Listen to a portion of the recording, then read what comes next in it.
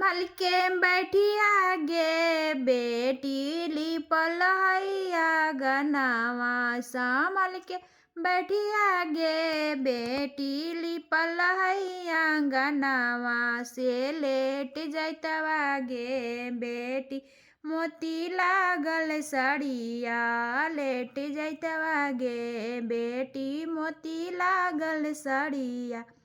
से लेटे दाऊं जी मामी मोती लागल सड़िया से लेटे दाऊं जी मामी मोती लागल सड़िया से बगले में बैठल हथी धोबिया के बेटावा से बगले में बैठल हथी धोबिया के बेटावा से धोवाले बैजी मामी मोती लागल सड़िया धोवा ले बैजी मामी मोती लागल सड़िया।